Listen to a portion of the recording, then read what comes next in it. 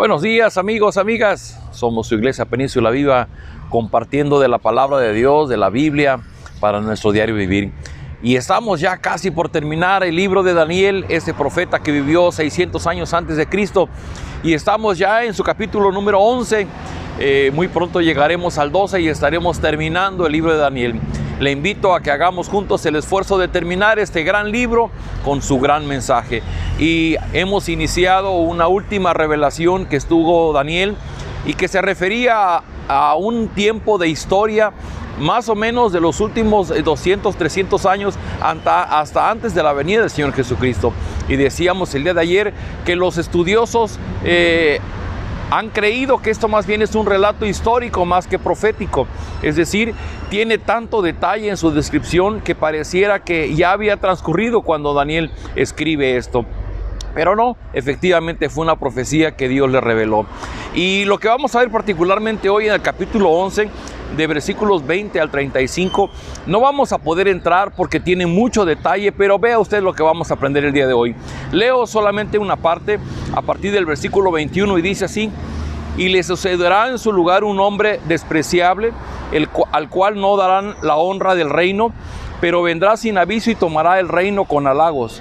Las fuerzas enemigas serán barridas delante de él como inundación de aguas. Serán del todo destruidos junto con el príncipe del pacto.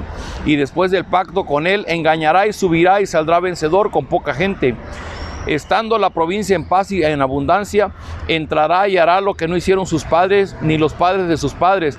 Botín, despojos y riquezas repartirá a sus soldados.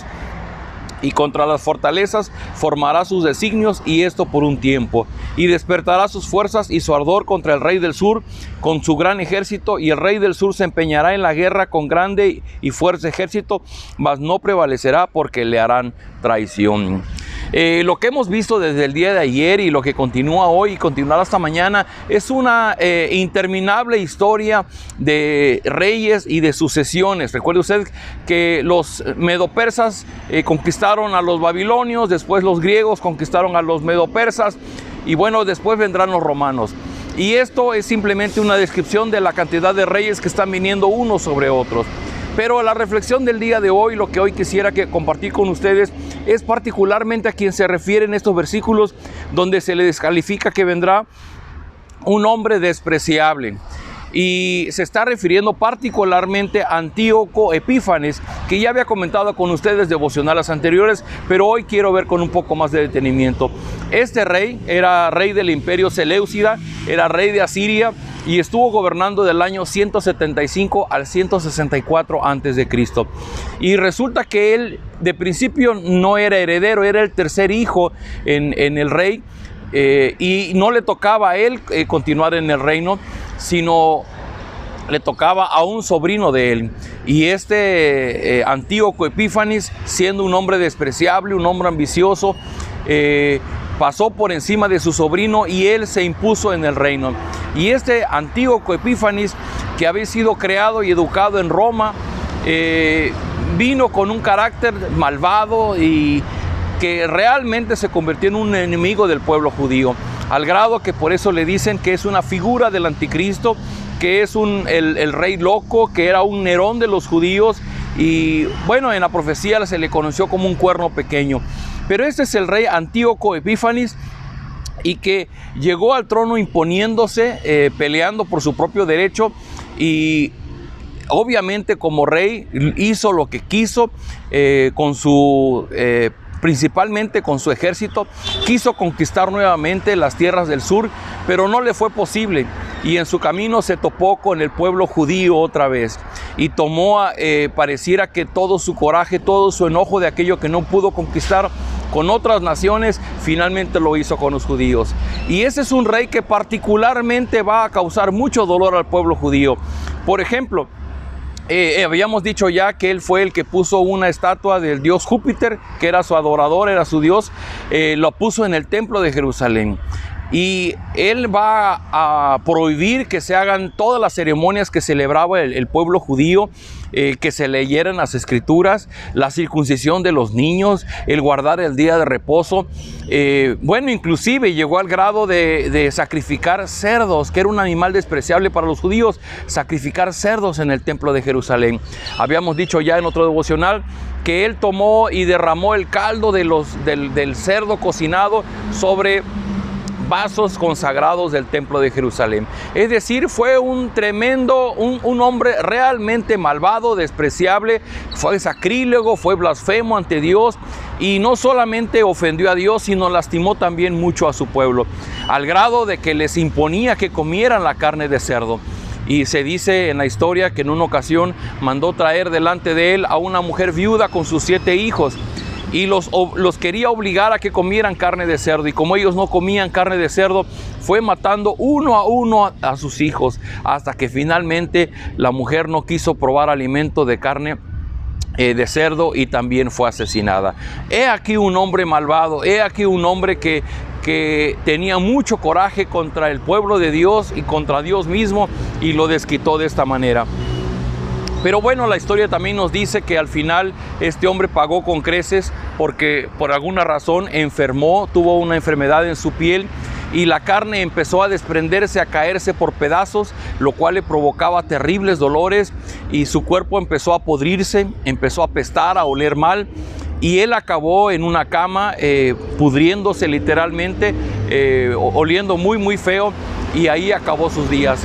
Y dice la historia que él entendió que finalmente había sido un castigo del Dios de los judíos. Pero queridos amigos, hoy no vamos a entrar al detalle de todo lo que dice este capítulo, porque es muy extenso, pero solamente quiero hacer con ustedes esta reflexión. Yo me pregunto, un rey como este, que fue tan malvado, tan despreciable y tan dañino para el pueblo de Dios, ¿dónde estaba Dios? ¿Por qué lo permite Dios? ¿Por qué permite que hombres de esta manera lastimen a su pueblo? Y los historiadores y los teólogos coinciden en que de alguna manera Dios está usando a este tipo de reyes malvados para purificar, para limpiar a su pueblo. ¿Por qué? Porque Dios está buscando el amor y la fe, la piedad de cada uno de sus hijos, parte de su familia, parte de su pueblo, para que le adoren, para que le amen, como Jesús le dijo a la mujer samaritana, para que le adoren en espíritu y en verdad. Y la reflexión que tenemos para el día de hoy, yo te pregunto a ti, querido amigo, querida amiga que escuchas este devocional, ¿qué pasaría si en nuestros tiempos viniera un gobernante que nos prohibiera leer la Biblia, que nos prohibiera determinantemente asistir a una iglesia cristiana, que mandara a cerrar todos los templos cristianos, que prohibiera cualquier tipo de celebración cristiana? Sin duda alguna que pondría nuestra vida en riesgo. Tal vez nosotros aquí en Acapulco no lo vivimos, pero en estos tiempos todavía sabemos de cristianos en las regiones de Chiapas que son sacados de sus comunidades por ser cristianos, o que son asesinados, o que son amenazados por profesar una fe distinta a la que hay en sus comunidades. Sin embargo, el hecho de pasar por una persecución de esta naturaleza es solamente una evidencia de lo que Jesús mencionó allá en las bienaventuranzas, cuando al final de ellas decía: bienaventurado es cuando por mi causa os persigan y os digan toda clase de males. El seguir al Señor Jesucristo siempre implicará un riesgo, un peligro, porque hay gente que no cree en Él, porque gente blasfema, gente sacrílega, que querrá imponer su propia voluntad y robarle la gloria y la honra a nuestro Dios.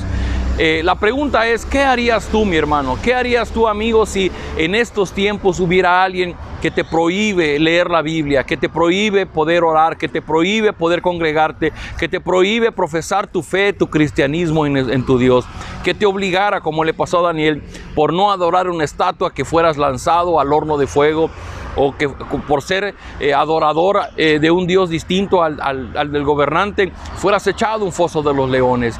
Sin duda alguna que eso purificaría nuestra fe. Y yo le puedo decir de manera anticipada, habría muchos que abandonarían su fe, que darían vuelta al cristianismo para poder seguir conservando su comodidad, su seguridad y su paz. Pero nosotros tenemos el reto porque los tiempos son difíciles y somos llamados a guardarnos en fidelidad a nuestro Dios frente a las situaciones adversas, sabiendo que esto es una parte de la vida. Jesús dijo: en el mundo tendréis aflicción, pero Jesús oraba y decía al Padre: pero guárdalos, guárdalos, porque ellos son mi pueblo. Queridos amigos, queridos hermanos, yo quiero invitarte a que en esta mañana oremos y pidamos a Dios que Él nos guarde en su mano y que nos permita ser fieles en su nombre. Bendito Padre, gracias por lo que podemos hoy aprender de este malvado rey Epífanes, que lastimó a tu pueblo, que fue blasfemo y que fue un anticristo, alguien que peleó y dañó al pueblo judío. Señor, si en esos tiempos sucediera lo mismo, yo te ruego, Señor, que tú guardes nuestra fe, guardes nuestro amor a ti, que nuestra fe y nuestro amor sea lo suficientemente fuerte para permanecer firmes delante de ti. Señor, permite que en nuestro diario vivir, cuando estemos frente a situaciones donde podamos negar tu nombre, permite que no podamos hacerlo. Danos la fe, la convicción, la entereza, el valor para permanecer en nuestra convicción, para permanecer en nuestro amor y en nuestra fe a ti. Yo ruego por aquellas personas que han mostrado una fe débil, que están dudosos, que rápidamente darían la vuelta. Señor, no permitas que eso suceda, que tu Espíritu Santo les pueda dar esa fe y esa confianza, esa seguridad de que tú eres un Dios real y que tú eres un Dios que se manifiesta en nuestro diario vivir. Danos tu bendición en este hermoso día, permítenos trabajar, hacer nuestros pendientes, amar a nuestra familia, servir a nuestro prójimo y sobre todo, Señor, honrar tu nombre en todo lo que hagamos en este día. Lo rogamos en el nombre del Señor Jesús. Amén. Queridos amigos, somos su Iglesia Península Viva con estos devocionales. Con el favor de Dios nos vemos el día de mañana.